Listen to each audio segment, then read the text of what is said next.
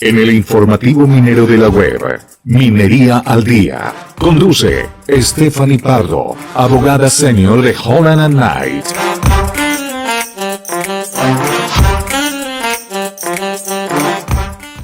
Bueno, muy bien, vamos a saludar a la doctora Stephanie Pardo en esta mañana del lunes.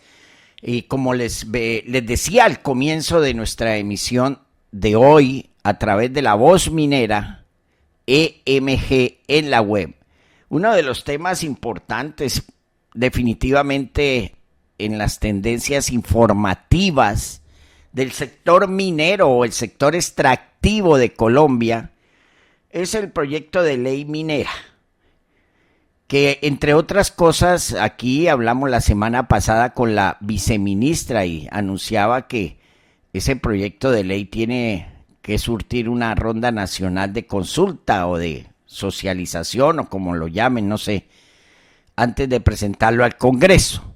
Bueno, pues ese es el tema que nos trae la doctora Stephanie Pardo con su invitado, nada más y nada menos, doctora, que hoy está usted con él, doctor Juan Camilo Nariño. Él es el presidente de la Asociación Colombiana de Minería. Tema bien interesante que nos traen ustedes en esta mañana. Entonces, voy a dejarle los micrófonos. Doctora, buenos días. Les saludo en la sección Minería al Día. Doctora. Muchas gracias, Edgar, por el espacio. Soy Stephanie Pardo, abogada experta en asuntos mineroambientales de la firma de abogados Holland & Knight. Y esto es Minería al Día en alianza con La Voz Minera. Hoy tenemos un invitado muy especial, es el doctor Juan Camilo Nariño, presidente de la Asociación Colombiana de Minería.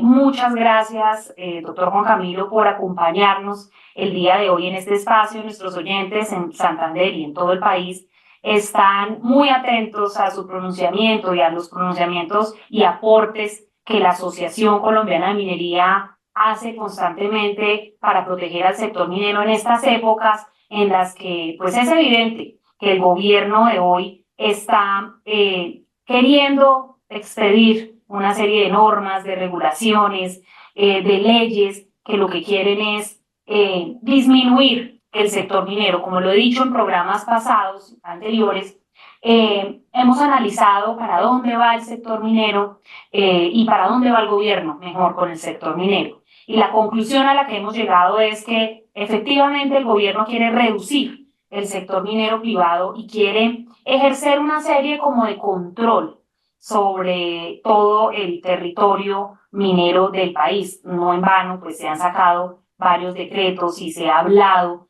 de hacer un bloqueo de zonas o de áreas en el país y de controlar en qué áreas sí se puede expedir un título minero y en qué áreas no. Juan Camilo, muchas gracias nuevamente por acompañarnos en este espacio.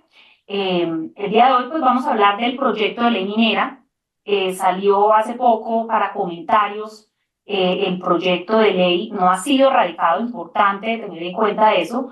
Proyecto de ley por medio del cual se expide la ley minera para la transición energética justa, la reindustrialización nacional y la minería para la vida, y se dictan otras disposiciones.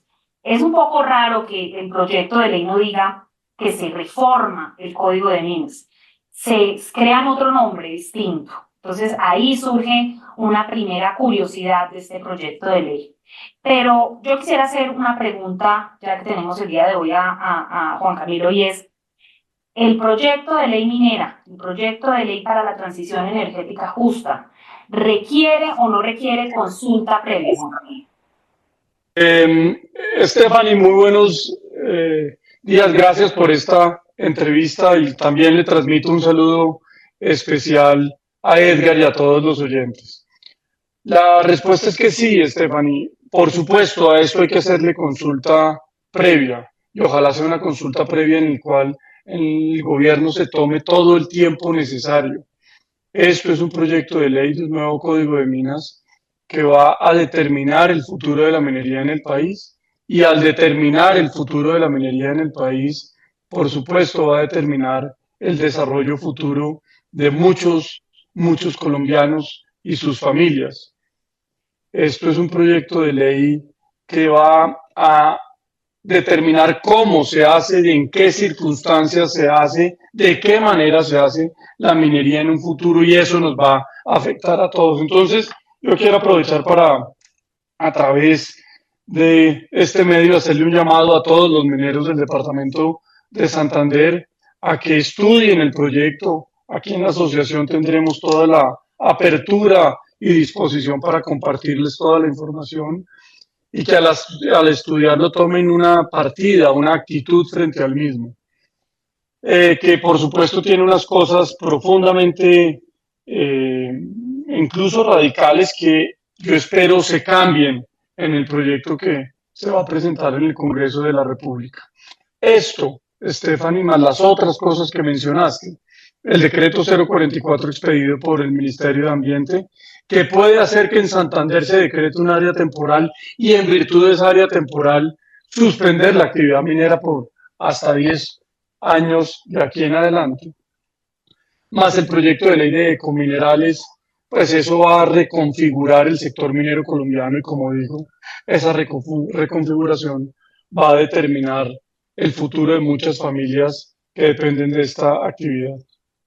Muchas gracias, Juan Camilo. Sí, y es que yo te hago la pregunta de consulta previa porque recordemos que la ley 1382 fue declarada inexequible, la que pretendía modificar el Código de Minas en el 2010, fue declarada inexequible justamente por no haber agotado pues esa consulta previa, teniendo en cuenta que es un proyecto de ley minera que afecta pues a todos los grupos étnicos, las comunidades étnicas de este país. Pues yo me cuestiono sobre la capacidad técnica, institucional, económica del gobierno para hacer una consulta previa que sea real, porque recordemos que la consulta previa tiene unos pasos, unas fases legales, incluso puede llegar a una fase de no acuerdo de parte de las comunidades, donde pues habría que aplicar el test de proporcionalidad para saber si finalmente pues se va adelante o no con la medida legislativa. Entonces, es un tema al que yo pienso, Juan Camilo, que hay que ponerle mucha atención, hay que estar muy pendientes de todo el desarrollo que se haga por parte del gobierno en el agotamiento de esta consulta previa. La viceministra ayer en el Foro de Transición Energética en el Congreso fue clara en decir que ellos habían analizado todo el tema de la ley 1382 y pues bueno, esperemos que hagan una consulta previa real, como lo digo, que se materialice en realidad con las comunidades étnicas y que pues cumpla con todos los requisitos legales, ¿no? Estoy completamente de acuerdo, Stephanie. Yo espero que esto sea así, y que el gobierno sea meticuloso en hacerlo, pero no meticuloso por cumplir un trámite legal, que sea meticuloso en la consulta, en recibir la retroalimentación de todas las comunidades que deben participar en esto, porque esto impacta su futuro. De tal manera que esto no es solo un requisito legal, si así lo está viendo el gobierno, yo creo, lo llamo a que tenga una reflexión desde la perspectiva social.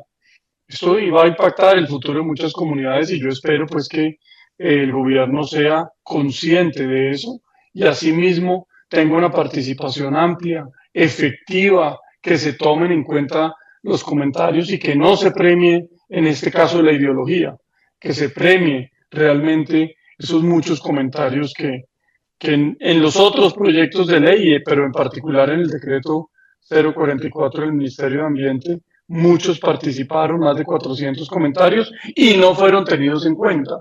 Entonces creo que en esto sí debe haber una participación efectiva. De acuerdo, Juan Camilo.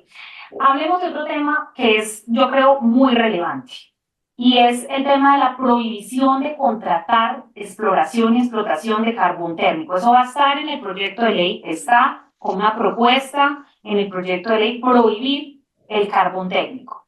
Juan Camilo, yo sé que a usted le gusta mucho hablar en cifras y quiero preguntarle, ¿tienen ustedes las cifras sobre cuál es la huella de carbono que aporta la industria del carbón técnico a nivel mundial? Porque nos han hablado muchas veces que la huella de carbono de la minería en general en Colombia es el 0,2%, o sea, es un valor, una cifra muy baja. ¿Cuánto más o cuánto menos más bien será ese aporte del carbón térmico? Y esa pregunta la quisiera atar con, ¿qué pasa? ¿Qué pasa con esta prohibición? ¿Qué deja de recibir el país con una prohibición en caso de que pues, este proyecto de ley siga adelante y el Congreso de la República lo apruebe? ¿Qué deja de recibir el país si existe esa prohibición de no volver a firmar contratos de carbón térmico? Pues Stephanie, yo por supuesto tengo que manifestar que estoy en absoluto desacuerdo de ese artículo, de varios, pero sobre todo de ese. Es un artículo que no considera el futuro de miles de familias del país hoy dedicadas a la actividad del carbón y que en un futuro deben o deberían poder seguir dedicándose a esa actividad avalada por la Constitución. Entonces, de tal manera que yo te respondo como en dos partes. La primera, ¿cuánto aporta la industria del carbón y la industria, de alguna forma mineroenergética, a las emisiones que hace Colombia? Porque la concepción, la narrativa detrás de esto es que Colombia debe tener una corresponsabilidad con el mundo. Pero pongamos eso en términos de emisiones. El país, todos los sectores económicos, todos nosotros emitimos en un año 300.000 toneladas de CO2 particularmente. Si dividimos esas toneladas por los 50 millones de habitantes que tenemos, significa que cada colombiano carga a sus espaldas unas emisiones de 6 millones de toneladas. De esas 6 millones de toneladas, si el gobierno más bien se dedicara a trabajar en la reforestación, en que no se deforesten las selvas colombianas y a mejorar procesos agrícolas, cada colombiano nos quitamos 3 toneladas. Eso contribuye con el 50% de las emisiones de CO2 de Colombia. La industria mineroenergética solo contribuye con el 3% de todo eso. Es decir, acabando con el carbón, acabando con el gas, acabando o teniendo la intención de acabar con el petróleo, realmente vamos a contribuir a que cada colombiano tenga menos CO2 y cargue menos emisiones de CO2 en sus espaldas, y la respuesta es que no. Así lo dicen las cifras. De tal manera que yo invito al gobierno, en su preocupación del cambio climático, que realmente nos muestre a los colombianos su hoja de ruta en materia de deforestación, su hoja de ruta en relación con el agro colombiano, y ahí tendríamos realmente un propósito claro en ese tema. Pero segundo, desde la otra perspectiva, y eso lo ponemos también si quieres en números. Colombia exporta carbón de manera importante para nosotros, pero pongámoslo en cifras. El mundo consume 8.000 millones de toneladas de carbón.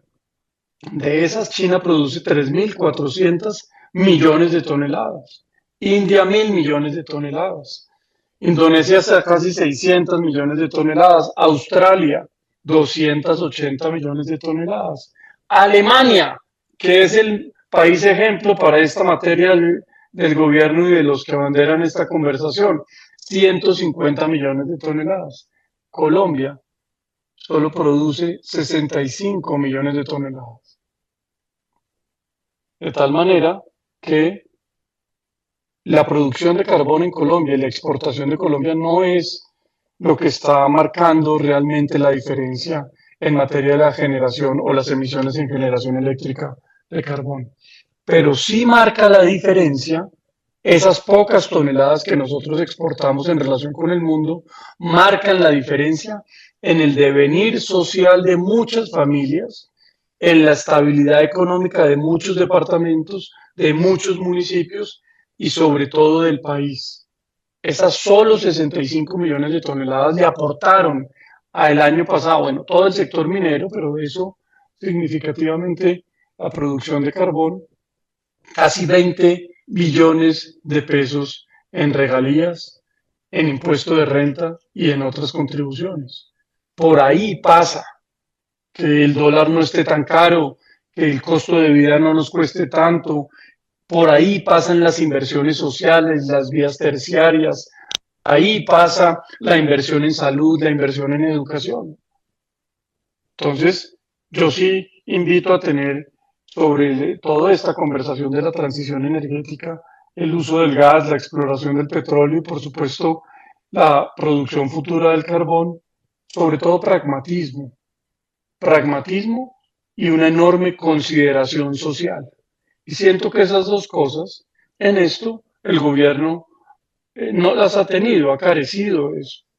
Por supuesto, sobre todo ahora que en este proyecto de ley se incluye la prohibición de carbón térmico hacia adelante en cualquiera de sus fases. Preocupante, Juan Camilo. O sea, 20 billones dejaría de recibir el país. Esa sería entonces la respuesta en caso de que se siga adelante con esta prohibición, un tema que ojalá el Congreso de la República, cuando reciba este proyecto de ley, pues escuche este pronunciamiento y escuche esta posición del presidente de la CIME, porque es muy importante. Yo quiero agradecer, Juan Camilo, ese espacio. De pronto, Stephanie, ahí hay una consideración. Cuando el gobierno responda a esto, dirá, no, pero es que eso es para los proyectos futuros. Los proyectos actuales no se afectan. Bueno, pues eso es así, pero es que en eso es en lo que yo no estoy de acuerdo. En truncar el futuro de una industria y de miles de familias hacia adelante por un tema más ideológico que por el pragmatismo que las cifras y los números nos dan. Ese punto es muy importante, pero es que esos 20 billones se apalancan mucho en la expansión de los proyectos mineros, porque si no podemos hacer, digamos, si no podemos ir adelante con el desarrollo de esos proyectos mineros, no podemos modificar licencias, no podemos obtener licencias y no podemos, digamos, desarrollar nuevos proyectos, pues esos 20 billones a la larga pues va quedándose un poco en el aporte que haga cuando pues no hayan más proyectos. Entonces yo creo que es muy importante tener esa cifra presente y que pues ojalá, como lo decía nuestros congresistas, tengan a la mano toda esta información. Bueno, pues muchas gracias, Juan Camilo, por el espacio, gracias por estar en este programa Minería al Día, y pues desde La Voz Minera estaremos prestos siempre a recibir a los aportes de la Asociación Colombiana de Minería en nuestro sector minero y en todos estos cambios normativos y regulatorios. Gracias, Edgar, por el espacio, y esto es Minería al Día con Stephanie Pardo.